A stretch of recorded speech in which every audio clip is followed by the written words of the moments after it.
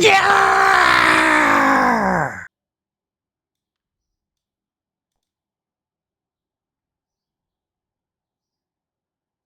Frickin' Jawas, man. I'm officially galactically challenged. How about you?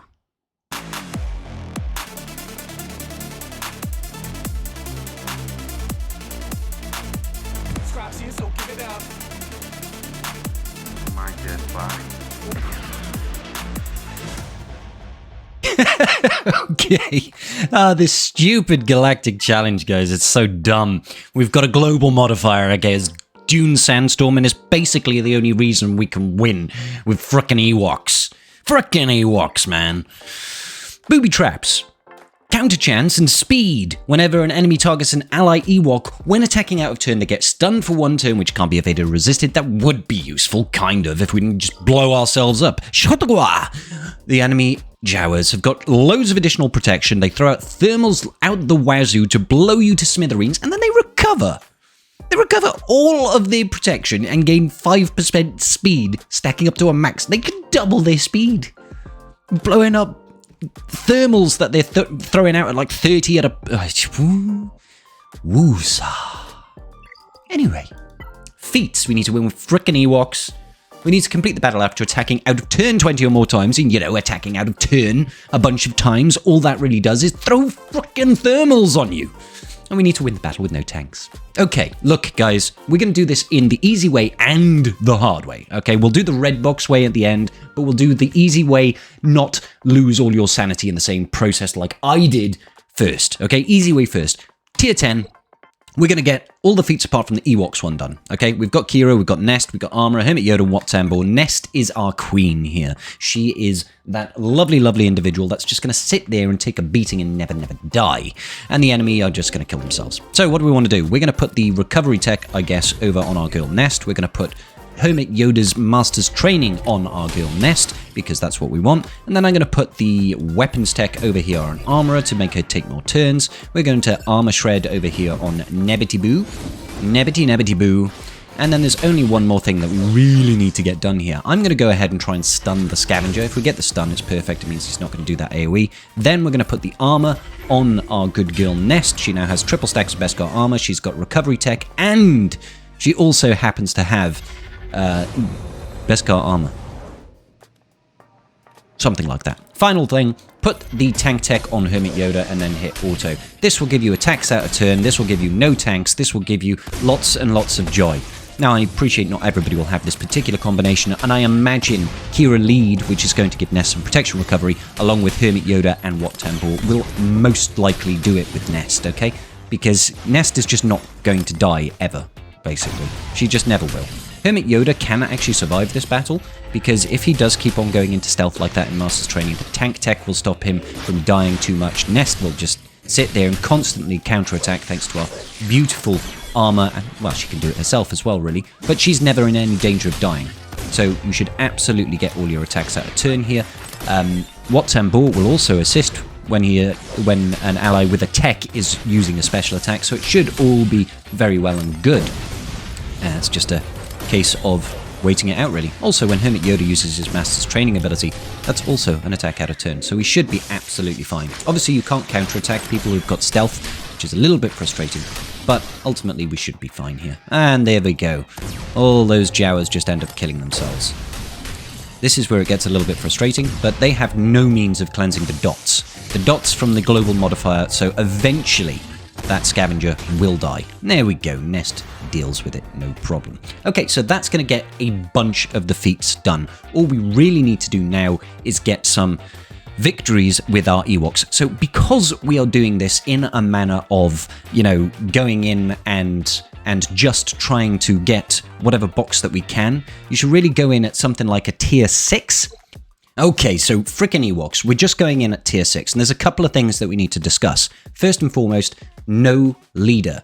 If you use a leader like Chief Chirper, you're actually going to be calling additional assists, you're going to be gaining additional TM, both of which are bad because it will just put a bunch of thermals on you, okay?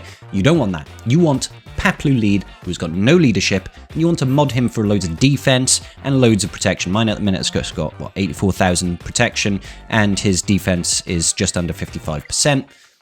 Pretty good. okay? And you want him as slow as you can possibly make him, all right? The rest, people try to mod him the same. Just go minimal health, maximum protection, slowest speed that you can. Unfortunately, it is kind of mandatory if you want to get this feat done, okay? This is only at tier 6, remember, guys. So I'm going to start by just taunting over here. Taunting is useful because it slows down our good boy Paplu. Paplu actually has bonus speed if he doesn't have taunt, so you want to try and keep that taunt off as you want to keep the taunt on for as long as possible. I'm not going to go ahead and do the days here, and I'm just focusing on that scavenger for now because we don't like him very much. You're not really ever going to kill anybody through battle, guys. You just won't. It's as simple as that. I'm going to save Galvanize, save that last special from our good boy Paplu until if and when you are going to get that heal immunity. So Jawas Scavenger over here is about to take a turn, you can see. Nobody should go before him. So what you can do is you can use Prophetic Visions here. Yes, it gives us TM, but it gives us Foresight, and we should evade his first AoE throw. So he should do a bomb in a second now. He should throw out a bomb, and that bomb can actually apply heal immunity. So you want to avoid that at all costs, really. Okay, and we're just going to keep on going. Well, like I said, you'll never kill an enemy. 9 stacks of that heal immunity, 9 stacks of damage over time. Now might be the time to use Galvanize. What you don't want to do, you do not want to apply this on Logray. If you call to assist Logray, you'll actually put Tenacity up on your Paplu. And you do not want Tenacity up on Paplu, because then he won't get any debuffs. And if he gets no status effects, he's not recovering that protection. Okay? Very, very good.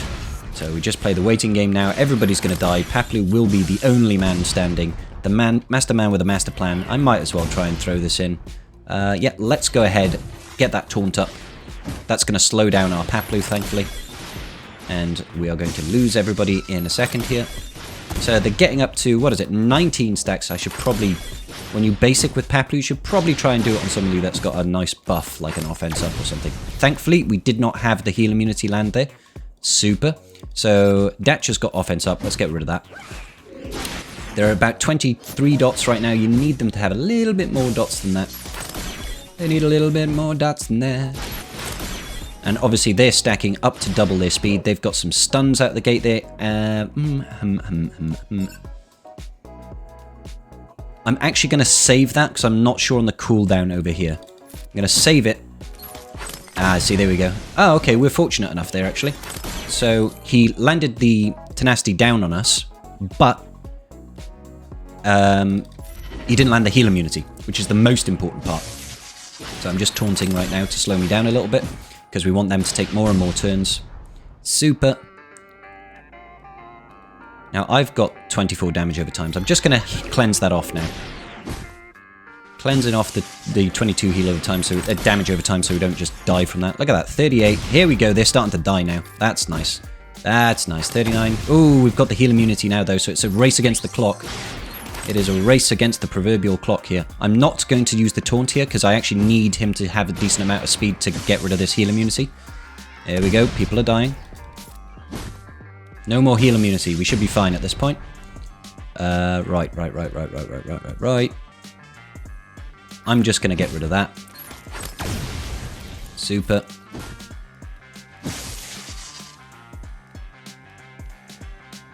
Once again, I'm going to cleanse off here. 48. Oh my days.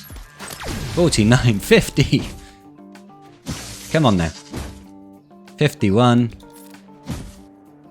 There we go. Eventually he dies. It is a pain, guys. It might take a couple of attempts, but it can be done at tier 6, and that will get you most of the rewards that you need regardless. Okay, you'll be able to get your top tier.